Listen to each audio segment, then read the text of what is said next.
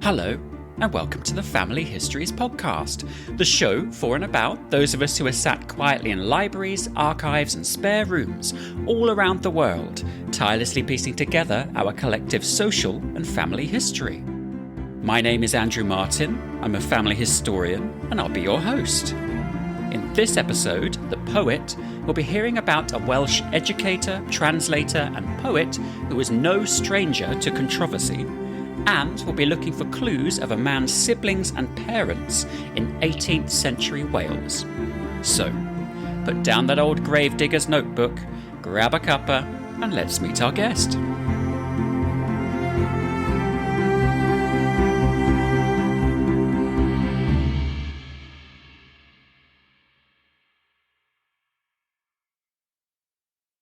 My guest today is an anthropologist and professional genealogist who specialises in Welsh research.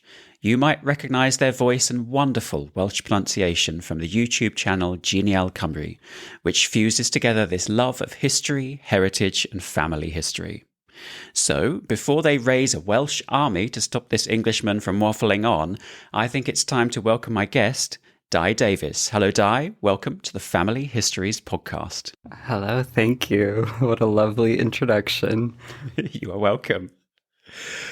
I feel, though, that I should probably apologise right now to any Welsh listeners or Welsh language users for any of my attempts at saying any Welsh names or words in this episode. You know what? One of my early videos was a poem called Speak Bad Welsh Shamelessly. Okay. Because I believe that no matter at what level you are, as long as you're trying to speak some Welsh, you're doing good in the world. Okay, I will keep that in mind throughout this episode. Now, we always start at the same place, and that is to find out what it was that first got you interested in researching your family history. For me, it's kind of comes from two places. The foundation for me in being interested in the stories of my family is from growing up with my grandma and grandpa around a lot. I was very lucky that I have got to spend so much time with them. And both my grandma and grandpa lived for a time with their grandparents. Okay. So I'd always hear stories about my grandpa. He loved to talk and he loved to tell his stories. And so I'd hear a lot about his aunts and uncles, his favorite uncle, Dai, who grew blue roses and had a greenhouse that he'd grow tomatoes in and give them out to the family during the war. And just hearing those stories over and over just gave me a real appreciation for them. My grandma was a bit harder to get her to tell me stories, but she's got to the point now where she just tells me stories all the time, and I jot them down in my little pieces of paper all around the house. So that kind of set the foundation for me. And then maybe like 5 or 6 years ago, I joined this program that was designed for like productivity and creativity stuff. Okay. For academics mainly, mostly to like rebuild your relationship with writing. Yep. And learning to love writing again and just be able to sit down and do it, which is sometimes so difficult. Yes. Yep. And part of that was no more work on the weekends. And so it was just the practical thing of, I need something to do now. So I tried a couple different activities and nothing was sticking. And then I was like, why don't I try doing some research? And then I stayed up all night doing research. And then I did research the next day. And then I did research the next day. And yeah, it just kind of went on. And here I am now. And I think that's how it happens for quite a lot of people. So it sounds like you were completely bitten by the bug by that point. Oh, yeah. Yeah. And I've always wanted to sit down and do it, but I don't like the family tree building programs that are available. Okay. I find that they all have an assumption about what a real family or what a proper family looks like. Yeah. And they kind of build off from that. And my family has never really fit into that. So it wasn't until I found this program. It's not even a family tree builder or anything. It's just a program where I can draw boxes and lines between them and put text in the boxes. Okay. And I just make my tree look like however I want it to look. So it took kind of finding that to be like, I can actually do it now. Yeah, I guess that quite a lot of the family history software has kind of followed a format, and so they all just follow each other rather than break out and do something that's very different to cater for a different or broader meaning of family. Yeah. And it's just like, I want something that's like 100% customizable. Yeah. I want to be able to make a family look like however I want it to look. I want to have a way to put in my loved ones who aren't blood related to me or who aren't a partner. I want to be able to put in, have a place for stories to go that is more like visible, like not hidden in the notes, but like I can look and see. Like one of the things I track in my tree is disability. I can look at my tree and I have it in like a bright blue box and I can go, oh, look, there's 4 or 5 people in a row back the generations who have disabilities. Fascinating. So what would you say is your favorite part of researching? I think it's making those really tricky connections. Right. Sometimes family history research looks like, oh, I'm looking for this person and I found their baptism record, which shows me their parents, and I find the records back. Yep. But then you get to places where you have to go from like, my 5 times great-grandmother was really tricky. I had to go from my 4 times great-grandmother to her brother who had moved to London. Yep. To he moved back to Wales with his other brother who I didn't know about because he had grown up with his uncle who I didn't know about. And then I found that uncle's father's will. And then I made it back down to my 5 times great-grandmother who I didn't know anything about up until that point. So wow. Those really tricky connections. I love doing that. That sounds like quite a clamber through the branches of a tree. Mm-hmm. So you're researching Welsh history, but you're in Canada. So with your Genial Cymru, where you're researching for other people, do you tend to find that they are people who are within Wales, looking for people within Wales, or are they people from the Welsh diaspora further out who are looking back for Wales? When it comes to like people watching my videos, I think that it's just like, because it's YouTube also, it's a lot of Americans. Okay, sure. So I think a lot of them are looking for their immigrant ancestor and looking for a place to really get into what the Welsh research looks like, because it looks very different from American research. I found a lot of people go into it focusing a lot on surnames, and then they get to Wales and go, oh, everyone's a Jones. Oh no. Oh, there's a page of the census and all but 2 of them are named Davis. What do I do? And then they kind of, I hear a lot of people saying, oh, well, I've got a common surname and I can't do my research. And I'm just like, but that's all I do. So you can do it too. And here's how. That's the spirit. So what is it like for you to research from afar? Do you find that easy to access the records that you need? Or I mean, access is always going to be an issue. I'd love to go and sit in the archives, but it's just not gonna happen. But there is a lot online, which is really nice. And it also, that problem asks you to be really creative to get around the difficulties. Sure. So like the Welsh records, you've got your census, you've got your baptisms, marriages, and burials. The wills are really great. I kind of lucked out that a lot of my ancestors, like half of my Welsh ancestors, had a little bit of money. and had their farms and stuff, especially the ones that I'm going to be talking about later, like members of the yeomanry. So they had some money to pass through in wills, and the wills are great. And the National Library of Wales having a lot of the newspapers and journals up to like the 1920s, I think, and the journals go even more recently. Yeah.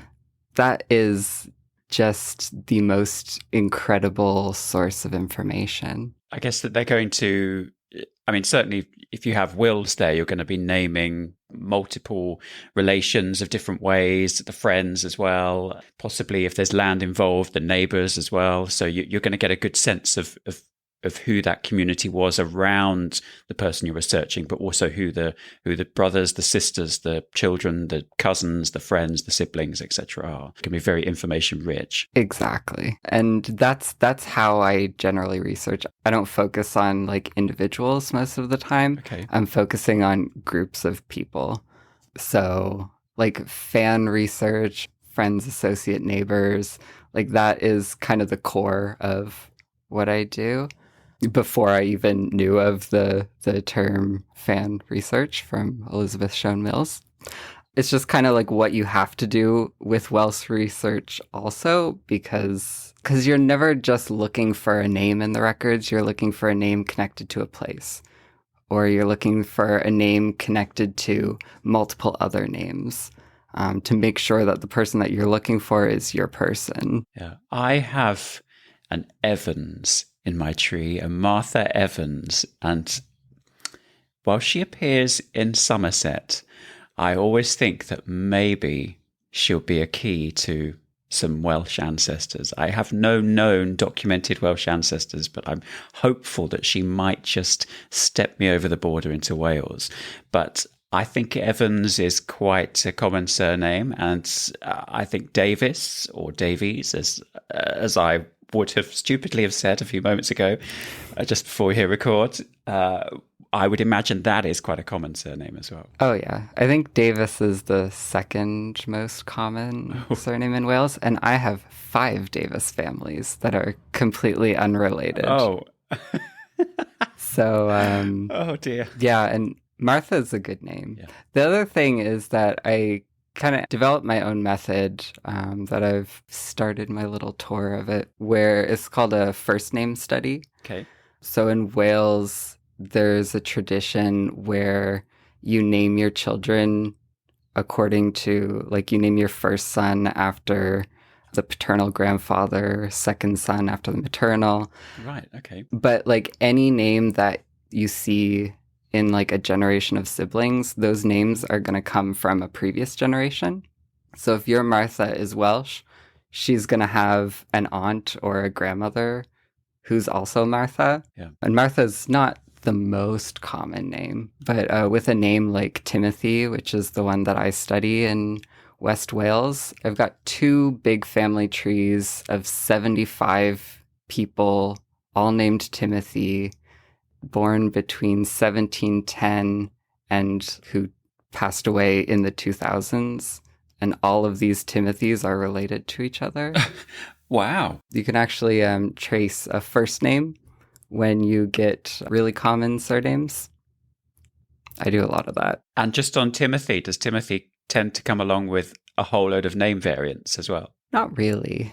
Sometimes you get Timotheus, like the Latinized version. Sounds nice. Yeah. Well, what aspect of your academic studies in anthropology has helped you with researching in your Welsh ancestry?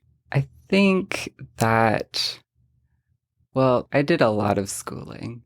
And one of the things that you learn to do is at some point your mentors kind of just leave you to figure it out on your own. So that was really helpful, just having practice at that, because like okay. I haven't done any like education specifically in genealogy, but with my research skills that I developed in my studies, I brought them over.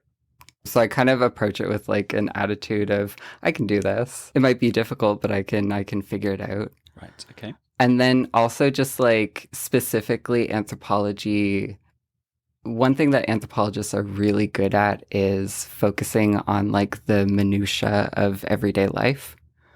So things like naming patterns or like family composition, it really encourages you to look at what people are actually doing rather than what they say they're doing.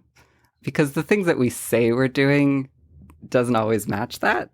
That is very true. So with like the naming pattern, there's the ideal form, but we don't live in an ideal world where you can necessarily always follow that. So being able to take like what these naming patterns should be and seeing what they are and then utilizing that to develop a method, that's totally rooted in my anthropological mind and toolkit. Wow. Well, I think that's probably quite a powerful combination to have the anthropological teaching side of this and then to be able to apply that into genealogy. That must make researching those Welsh records much more easier. Do you think that there's anything that maybe the genealogy industry or perhaps the community could do to make itself a better place? I mean, yes. What I want to talk about here, though. I think, well, one of the things that I've talked about before is the way that young genealogists are treated. I know there's a lot of young genealogists who share the same experiences, and it's not just along the kind of axis of age. I know that it's gender and sexuality and race and all these things. I think that as a whole, and in just in terms of like figuring out how that can be reflected in like family tree building software, that would be a really important change, I think. Yeah. And the Society of Genealogists, I really like them. They kind of have taken the critiques that a lot of people have made about young genealogists have been treated and are treated. Yeah. And they're making some really good steps towards encouraging young genealogists, like with their youth conference. And then also just like in my experience, having people from the society identify things that they think I'm good at and being like, hey, can you give us a talk on that? And me being like, sure, I guess I can do that. And I love that kind of encouragement. Imagine having these like organizations like actually looking out to different people, and not always me, of course, looking to different young people or people who don't often get represented in their conferences or as speakers, and going, I wonder if they could give us a talk on this specific thing. And like, if you ask, I'm sure they'll be like, yeah, I could do that. Yeah, it would be a good experience, not just for the speaker, but for those that they're speaking to, because they're getting that different viewpoints from the person's different backgrounds, and they're getting that presented to them. So it can only be everybody wins in that scenario. Exactly. Yeah. So what does family history mean to you? For me, it means it's in the doing of it for me. That's what really gets me. Having something to do that I can do every day and go to that like nice kind of safe space of researching brings happiness into my life. So it's really that for me. It's just a way to create some happiness, which is always good. You can't argue with that, quite frankly. Yeah.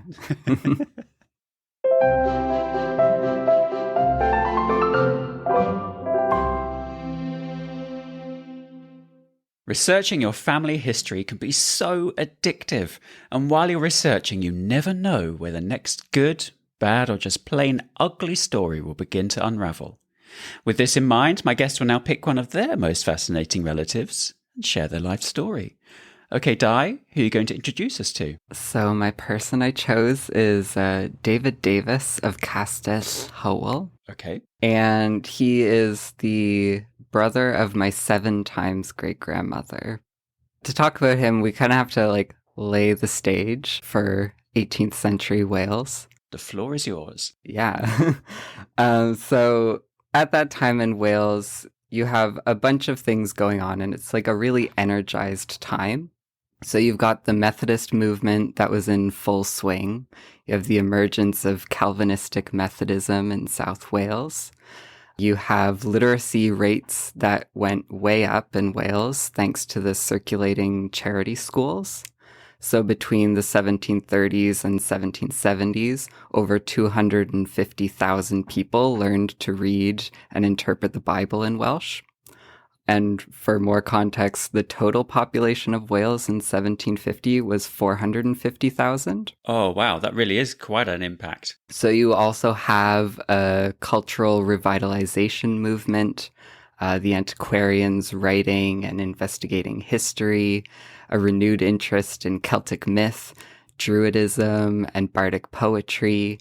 And then you have on the global stage things like the intellectual movement of the Enlightenment and the French Revolution at the end of the century. Right. So in the middle of all of this, you have David Davies of Castell Hywel, who was the brother of my 7 times great-grandmother, and he was one of the most influential educators in Wales in the late 18th century and early 19th century.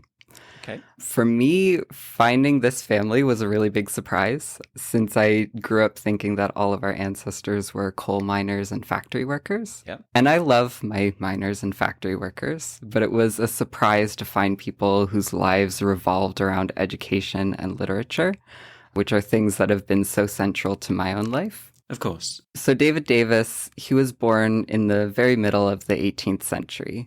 In a small parish near Lampeter in West Wales.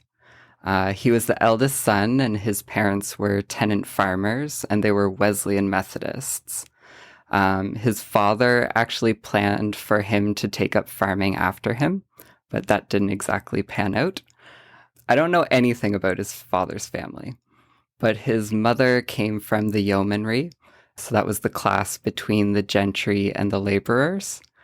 His mother's sister, Elizabeth, married Reverend Joshua Thomas of Lampeter, who was a Baptist minister and schoolmaster, and he was known as the historian of the Welsh Baptists. Okay. They lived in Herefordshire in England, and David lived with them for over a year to complete part of his education. And it was actually a tradition in that region in Wales of sending children to Herefordshire to learn English, which went on till the 1870s. Okay. David also attended schools in Ceredigion, and he eventually went to the Carmarthen Presbyterian Academy. He ended settling back in Ceredigion, where he was a minister at Llwynrhydowen Chapel, and he kept a school at Castell Hywel. So for me, the coolest thing about an ancestor like him is finding the stuff that he wrote. A lot of his work was poetry, and he mostly wrote in Welsh, but I found a few English language poems. And so I have one here that he wrote in honor of his friend John Davis, the bookbinder, and it was written onto his tombstone. Okay, let's hear it. So he wrote, "Beneath this stone lies John alone, cordwainer, scribe, musician, poet sublime in blank and rhyme, divine and politician. God's foes, though kings, as noxious things, with honest soul detesting, the ways of God till death be trod, for heavenly joys contesting." So it's a cute little poem. It is, yeah. And it has some interesting political points that I'll get to in a bit. So the earliest piece of writing that I have from him is from 1790, and it's a literary analysis of the poetry of a Welsh poet from the 1300s. And it gets at one of the reasons that my David Davies didn't write much in English. And it's because he had a real love for the Welsh language. He wrote in this literary analysis, "The Welsh language is uncommonly copious and sonorous, and it is undoubtedly as original and ancient a language as any in the world, and capable, if properly managed, of very extraordinary powers." I think I can attest to that. I find the language very melodic. It's a joy to hear Welsh pronounced correctly. Yeah. And so he spent most of his writing time actually translating English texts into Welsh. And so his focus was poetry and religious texts. And he was most noted for translating Gray's Elegy written in a county churchyard. So at that time, it was one of the most popular English language poems. And it was a contemplation on death and the afterlife. Many people in Wales argued that he didn't just translate it into Welsh, but he improved it into Welsh. Ooh, okay. It's quite a testimonial. Exactly. And so they said that he wrote it more beautifully than the original. And you actually have newspaper articles up until like the mid-1900s, like over a century after his death, still arguing about the merits of his translation. And so at that time, there was also a real need for this translation work. Because of the Welsh circulating schools, there were hundreds of thousands of people newly literate in Welsh who needed things to read. And also the Welsh language was important also because it was the language of religious nonconformity, which was a movement that David Davies was a big part of. And so he was, like I said, a minister at Llwynrhydowen. And it's kind of a debate in the records what his exact beliefs were. But it's kind of accepted that he was viewed by many as a heretic in his time. Ooh, okay. Later biographers were actually told by publications to avoid discussing his religious beliefs. Right. Where is this going? He was referred to often as an Arian minister. So that traces back to Arius, who was a religious figure in ancient Alexandria. Arius taught that Christ was created by God, but that they were not one and the same. So it challenged the concept of the Holy Trinity. I don't know a lot about religion, so the importance of that is kind of beyond me, but it was very important for people at the time. Yeah, I imagine that's probably quite a controversial thing to say. Exactly. And so after David Davies's death, his chapel, Llwynrhydowen, actually became a Unitarian chapel. So I've been doing a ton of research about the Unitarians, who are absolutely fascinating because of how politically active they were. Okay. So while the finer points of the religious beliefs are kind of beyond me, what is really interesting to me is how it's important on like a wider social scale. And so like his group of like fellow religious denomination, they really didn't like the Calvinistic Methodists who were surging at that time. The reason for that is that David Davies and his community privileged freedom of will and the use of reason in their religious beliefs. And they had very different views on those things from the Calvinistic Methodists. I see. And at the same time, though, they advocated for tolerance and especially religious tolerance. And they were, in general, the radical liberals of the time. So between his religion and his political beliefs, David Davies sometimes got himself into trouble. Oh, dear. So when the French Revolution starts, his beliefs really aligned with a lot of the ideals of the French Revolution. And so he believed that it, quote, heralded a new dawn where kings and tyrants should rightly live in fear. And that quote's from a 2012 book called Welsh Poetry of the French Revolution. Yeah, I think there's a very clear and loud message coming through there. Yeah, so quite the standpoint, I think. Yeah, I mean, you described earlier on when you were setting the stage that there was just so much going on that if he is there writing poetry, how could he miss writing about what's going on? Because everything is changing, and it's not just the people in Wales are learning to read and write, but the world around them is changing significantly and expressing itself in different ways. So it feels right that he's picking out some of these topics? Whether he's always on the right side or not, I'm not sure, but it doesn't surprise me that he's talking about them. Well, the people in power were sure that he was not on the right side. He didn't come to any like severe consequences, but at one point there was the surveyor of taxes was appointed to read all of his incoming and outgoing mail to see what he was saying to his colleagues. But an Anglican clergyman stepped in to vouch for him, and so he was kind of spared that surveillance. Yeah, take that, tax man. But this was also around the same time as the Birmingham riots in 1791.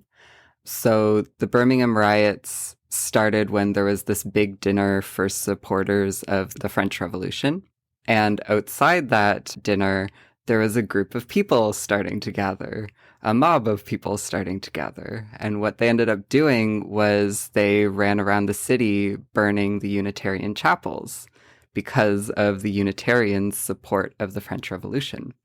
And after that event in Birmingham, a lot of Unitarians and liberals ended up leaving the city, which had kind of long-term political consequences. And these were people that David Davies was in dialogue with. And he actually wrote a poem for Dr. Priestley, who the mob in Birmingham was specifically trying to find and kill that night. And so Dr. Priestley, he ended up reading the poem and got a good laugh from it. David Davies wrote in that poem, "Here lie at rest in oaken chest, together packed most nicely, the bones and brains, flesh, blood, and veins, and soul of Dr. Priestley." And so he wrote that because Dr. Priestley was a materialist philosopher. So for him, what mattered most was the materiality of things. Mm-hmm. And he denied the materiality of the soul, even though he still believed in it. So this poem is kind of like David Davies's like cheeky way of poking at this guy's religious beliefs that he didn't seem to agree with, while reminding him of the importance of the soul. Wow. I can imagine why he would have laughed at that, because that was good. That was very clever. Yeah. I'm kind of confused why he wrote like a poem about him being buried in an oaken chest while he's still alive. That one I'm still a bit confused on. But yeah, it shows like a bit of his personality, and one thing that my David Davies is a personality. And his religious beliefs, in addition to his political beliefs, got him into trouble too, especially when it came to his career as a schoolmaster. Okay. So at Castell Hywel, he provided a classical education. So the students would learn their Greek and their Latin and probably all of the traditional academic subjects. And by the end of his career, hundreds of men had passed through his school from all over England and Wales. And they went on to become ministers and clergymen and schoolmasters, or to occupy powerful positions in society. One of his most famous students was Reverend Christmas Evans, who was well known as a traveling Baptist preacher in Wales. And for a while, many of the men ordained in the Diocese of St. David's actually came from his school. And they went on to become Anglican clergymen, who were educated by this heretical Arian minister. So eventually, the bishop of St. David's banned any student from his school being ordained in the Church of England, because he believed they would be trained with, quote, theological heresy and political disaffection. Oh dear, what a reputation to have. Yeah. I don't really know a lot about what schooling was like at his school, but one of the things that he was infamous for was his extremely high expectations and his habit of beating his students when they didn't meet those. Okay. Which is not good. No. But his students, in a very like hegemonic masculinity kind of way, argued it made them better and stronger for it. And when I tell people about his treatment of his students, the response I get is normally, well, that's what it was of the times. That's what you did in those times. So I also like to mention David Davies's friend, Timothy Davies of Fossefin. And Timothy, in 1812, published a pamphlet on his reflections on religion and society. And in it, he discussed, quote, the disgraceful practice of beating children. Oh. So it's a nice reminder for me, and I think for everyone, that the past isn't monolithic. There's always other choices that our ancestors could have made. And it's the same with the present as well. We all have the choice to do better in the world. And in many other ways, I think that that's what David Davies of Castell Hywel was trying to do through his dedication to education and with his literary work and with the political work that tied into his religious beliefs. Well, thank you, Dai, for telling us the fascinating story of David Davies. But I think it's now time for you to face the brick wall.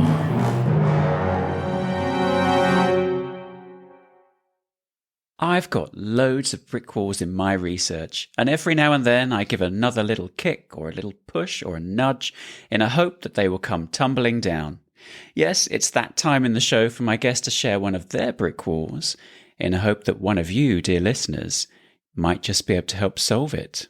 So, Dai, how can we help? So my brick wall is my 7 times great-grandfather. Okay. So this is David Davies, who I just spoke of. He had a sister, Mary, and her husband was David Thomas, my 7 times great-grandfather. Right, okay. This research that I've done on David Thomas, I'm probably most proud of. He was known as David Thomas of Llwynrhydowen Farm in Lampeter in West Wales. Like I said, his wife was Mary. His brother-in-law was David Davies of Castell Hywel. And David Thomas was born around 1728, and he died in 1816. Okay. So far, I've gathered 76 records about his life. He was a literate farmer. He was a Wesleyan Methodist who attended Llwynrhydowen Chapel, which was in a nearby parish, but he ended up founding a Wesleyan chapel in Lampeter. Him and Mary had 3 children who lived to adulthood, and all of them took the surname Davies.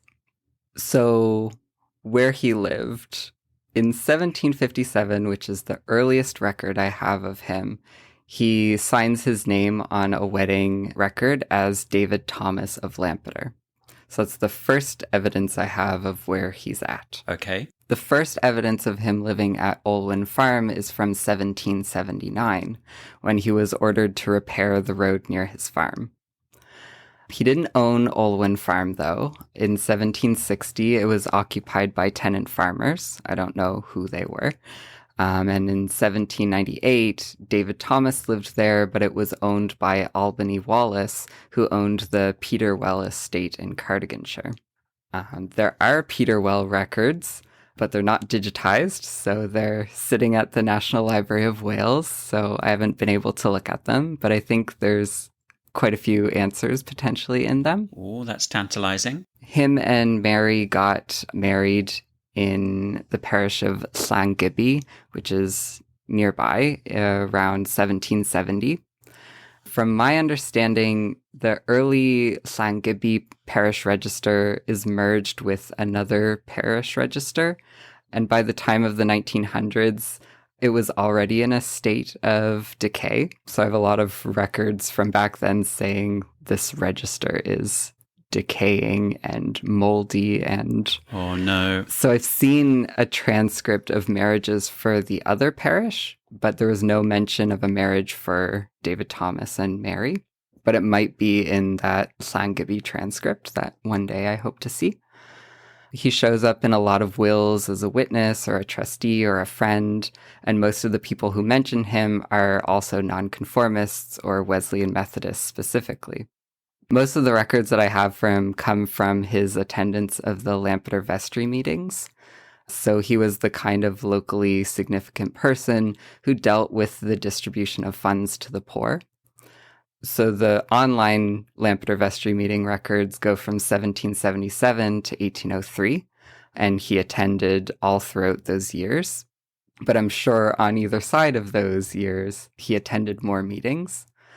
He was actually the overseer of the poor and the church warden from 1791 to 1792. And the records online have an account book from that year that, through analyzing his signatures that I've concluded he wrote that accounting. So I have like 3 pages of his writing. Right. Yep. And so the account was written in English.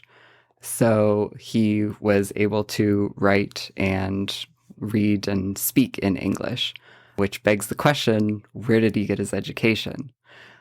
So I've been doing a lot of work trying to look into some of the ways that you'd become literate in English at that time in that place. Before he died in 1816, he left a will, and he gives each of his 3 children £100 each. Oh, wow. And anything left over went to his wife, Mary.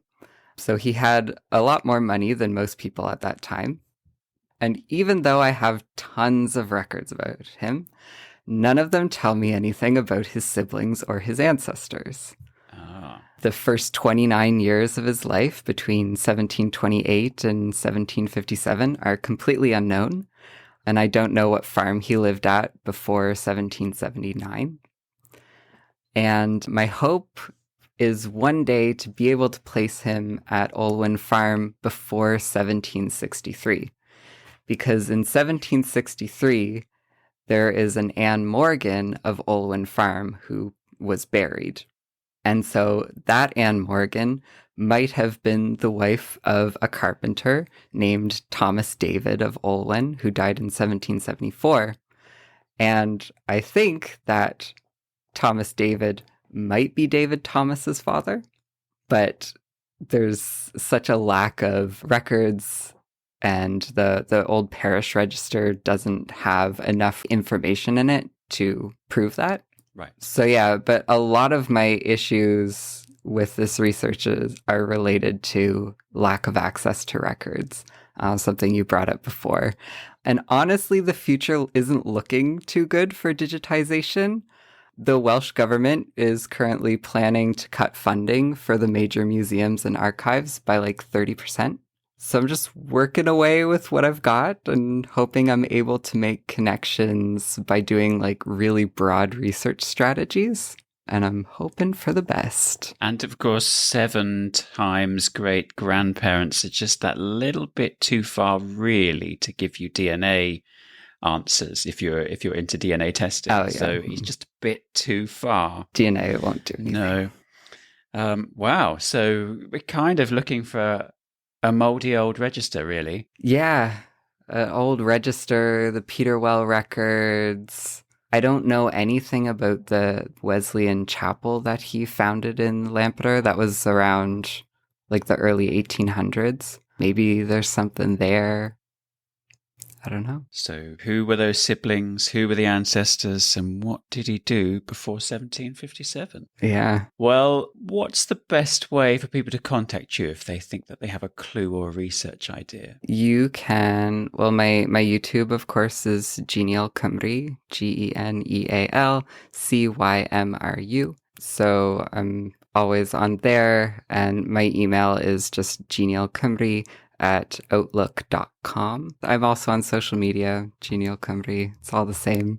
I'm not that hard to find. We'll put the links in our show notes. And of course, listeners can head over to familyhistoriespodcast.com, where they can read this episode's show notes. And of course, they can send us an email at hello@familyhistoriespodcast.com, and we'll pass that message straight on to Dai. Now, my fingers are tightly crossed for this one. But whilst the listeners go looking for clues, it's possible that I might just be able to help. But you're going to need to follow me through to the garage. Okay, let's go. Here we are, one time machine. This is a what? This is a fully functional, highly scientific, precisely calibrated time machine. Okay, that's what I thought you said. And that over there is Sándor Petőfi, a sort of missing Hungarian poet and revolutionary. Hello. Oh, hi. What do you mean, sort of missing? Well, he was born in 1823, but a brief little collision with his kitchen. And here he is. Don't tell anyone. Now, Where was...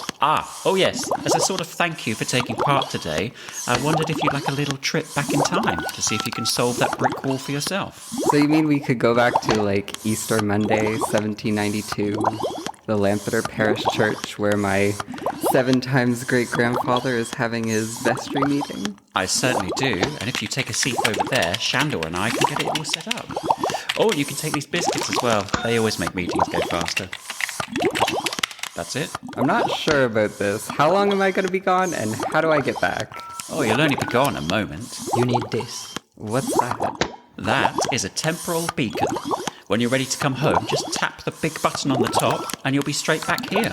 And what if it doesn't work? It will. It's never let us down yet. Here we go. Dai Davies. Thank you, goodbye, and good luck. Spot on. Perfect. Did I forget your 200th birthday? Yes. Oh, well, if only we had a time machine. We could go back and celebrate it. The Family Histories podcast was presented and produced by me, Andrew Martin. My guest was the fantastic Dai Davies, with John Spike as Shandor Paturfi. If you've enjoyed this episode, then why not join us over on social media for more? Thank you for listening.